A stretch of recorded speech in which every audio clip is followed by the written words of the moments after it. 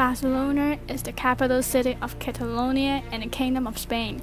The northeast coast of the Iberian Peninsula facing the Mediterranean Sea is the place where Barcelona located, and it was the most populous city in Spain and the most visited city in the 20th century in the whole world. Another significant reason that Barcelona became a renowned tourist destination is due to the arrays of historical monuments, numerous recreational areas, abundant sceneries with rich culture, and also the mild and warm climate and having one of the best beaches in the world. These kinds of unique characteristics are reflected in different ways, for example, food, culture, and architecture. It not only attracts people to travel, but expresses historical meaning and city identity.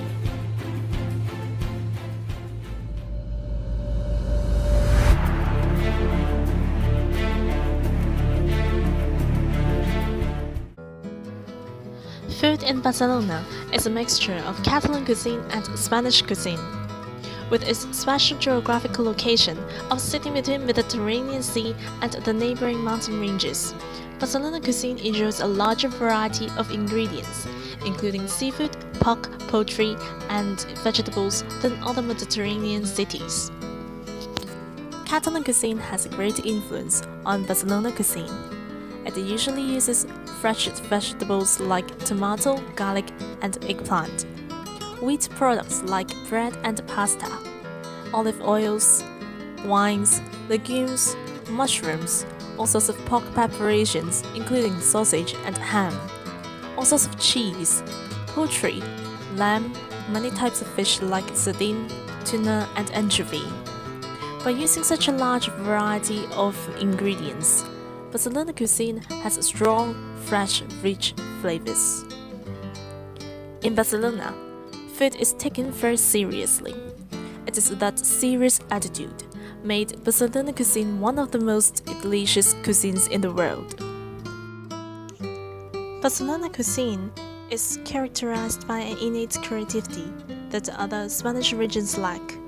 Barcelona cuisine combines French cuisine and Valencian cuisine into traditional Spanish dishes and creates a new flavor. You can find a different version of many traditional Spanish dishes in Barcelona. For example, the most famous traditional dish in Spain, paella, is cooked with broth of meat and fish instead of seafood broth in Barcelona, with tomatoes, green pepper, and onions being cooked with low-temperature oil. Saffron is also added to create a beautiful orange color with that kind of unrivaled aroma. Freshness of food is emphasized in Barcelona. Even sausages have to be fresh too. Sausages in other regions of Spain have to be marinated for a long period of time. However, in Barcelona, the period of processing is short. There is a kind of blood sausages made of pig's blood in Barcelona that is fresh enough to be eaten without cooking. People in Barcelona eat much later than people in the rest of the world. Actually, people in Spain eat much later than we do. Usually, they have breakfast at 11 a.m. They will have a sandwich or croissant to keep their bodies running for a few hours, as their lunch is around 2 to 3 p.m. and consists of an appetite, main course, and dessert. They will have dinner between 9 to 10 p.m. and sometimes it can be even later than that. To get through the gap between lunch and dinner, locals usually grab a bite at around 5:30 p.m. and 7:30 p.m. in one of the many bars on the streets in Barcelona.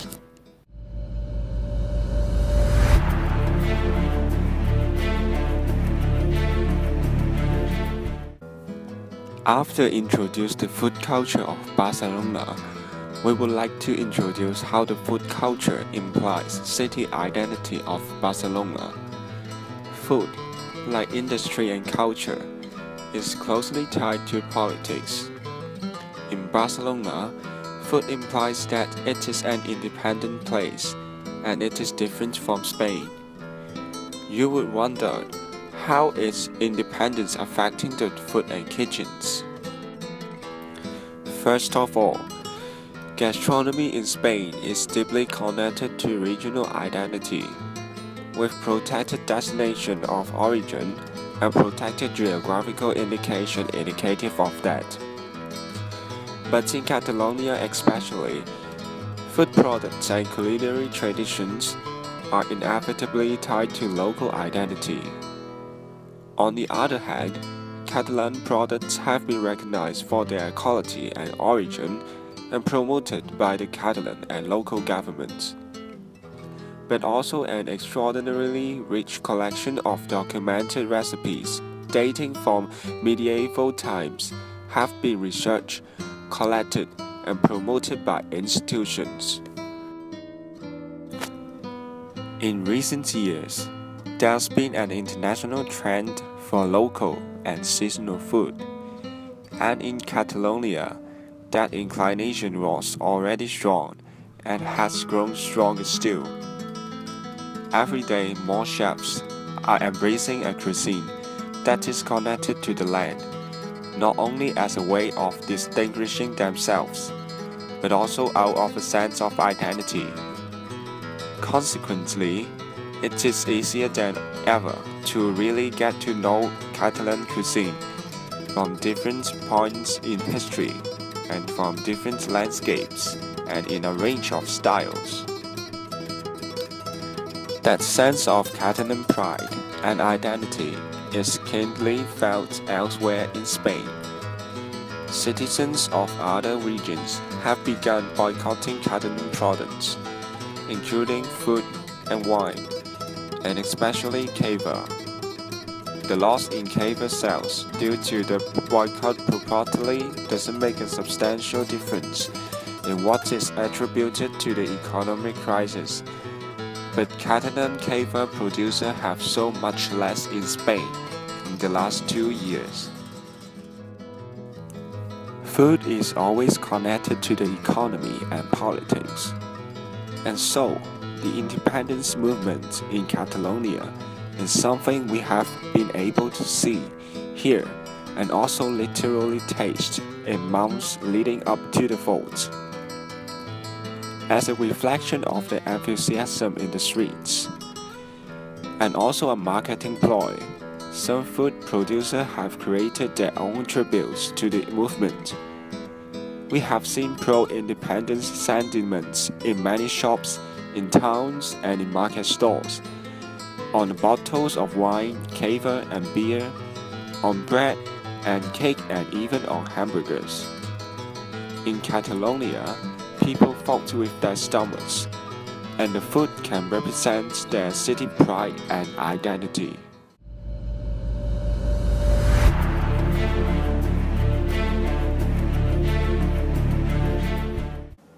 In the mid-19th century, Catalonia was gaining more power and wealth. So they want to separate itself from Spain and re-establish its national identity, creating the movement of modernism across art and architecture. Being the capital of Catalonia, Barcelona is greatly influenced by modernism, which contributes to its distinctive architecture style. A district called Extrema was created to accommodate these changes, and many infrastructure with modernism characteristics can be found here. The characteristics include the organic form of nature and combination of colors. The details of this construction reflect the emphasis of Catalonian independence and act as symbols for Catalan identity. Walking around Barcelona, we can find architecture from Antoni Gaudí easily. He is a Spanish-Catalan architect. His work includes elements of modernism and affect the architecture style of Barcelona greatly. Gaudí's work has gained a high popularity in Barcelona and even around the world. 7 of them were declared as World Heritage Sites by UNESCO. If you had to define sort of the one thing that distinguished Gaudí as an architect, what would it be? The capacity to see space in a totally different way, to make space explode, to see a building as a sculpture rather than just as a place to live in or a roof over your head. He's someone who reinvented the language of architecture, which no other architect has ever managed to do. La Sagrada Familia is a famous work of Gaudi inspired by nature and has been under construction since 1882. In 1936, it was interrupted during Spanish Civil War. The construction is resumed in 1950s based on the structural DNA. After 134 years, the construction of the church is still unfinished, and it is expected to complete in 2026, which is the longest architecture project in the world. At the final stage of construction, 6 more towers will be built, and it is the tallest religious building in Europe. The church illustrates the relationship between man, nature, and the religion from exterior to interior feature. Gaudi believed that no man-made architecture should be higher than God's work, so the final height of the church is 1 meter lower than the city's highest point. Symbolism is also found in the details of the church. Gaudi designed its interior with the feeling of forest, making man feel closest to the god.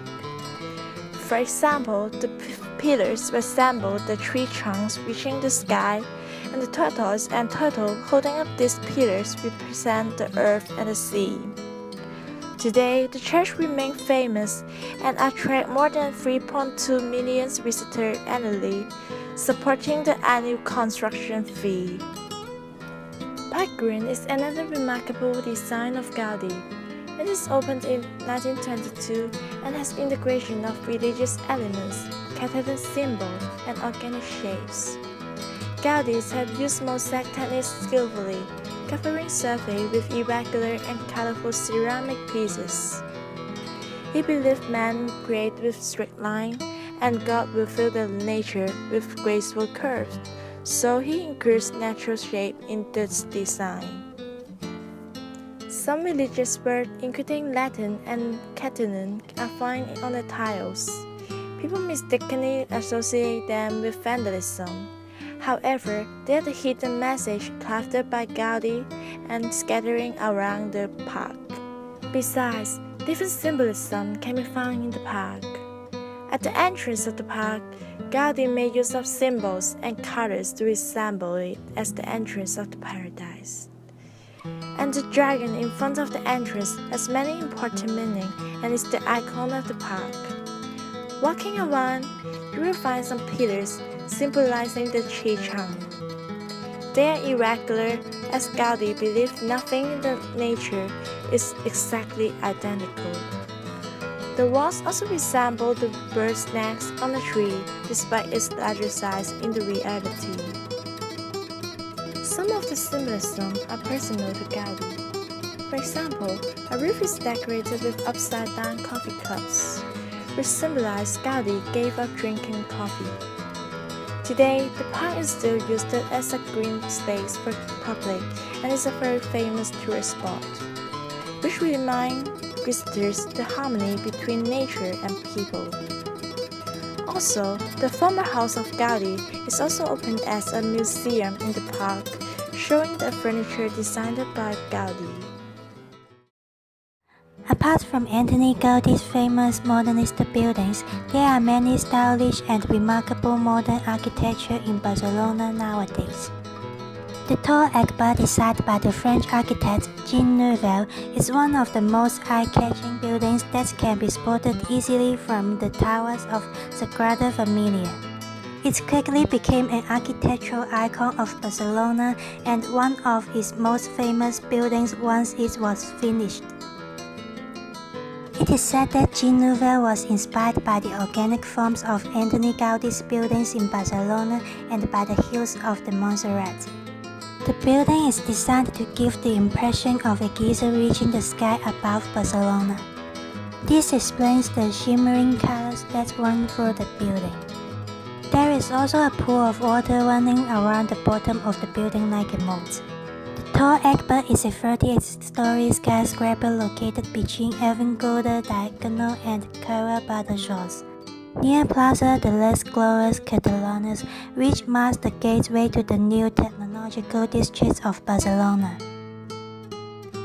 Another iconic modern architecture of Barcelona is the Montjuïc Communications Tower designed by Santiago Calatrava.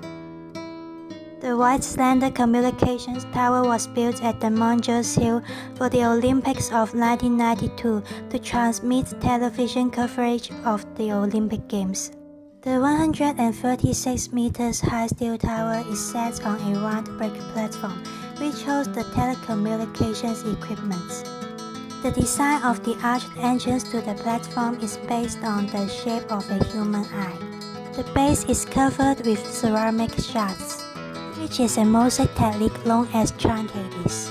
This technique was often used by the modernista architects, which can be found all around Barcelona and in particular at Gaudi's Park Güell. People have compared the structure to an athlete holding the Olympic torch, a javelin thrower and a leading figure, a testimony to the dynamic nature of Santiago's architecture.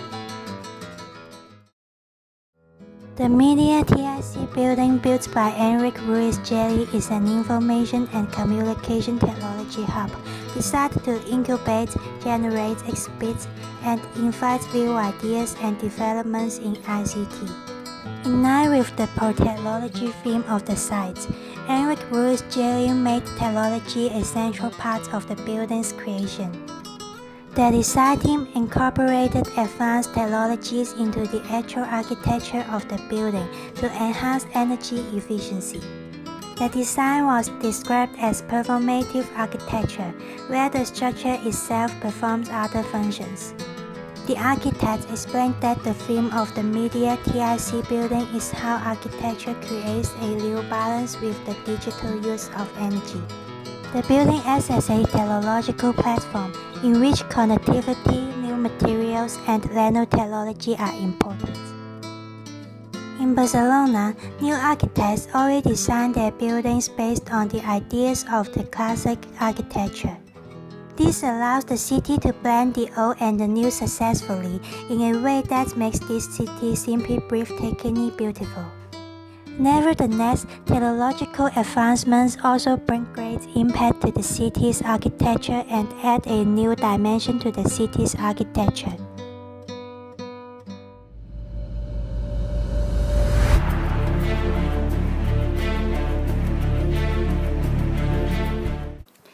The architectures in Barcelona are characterized in modernism and technological advancement.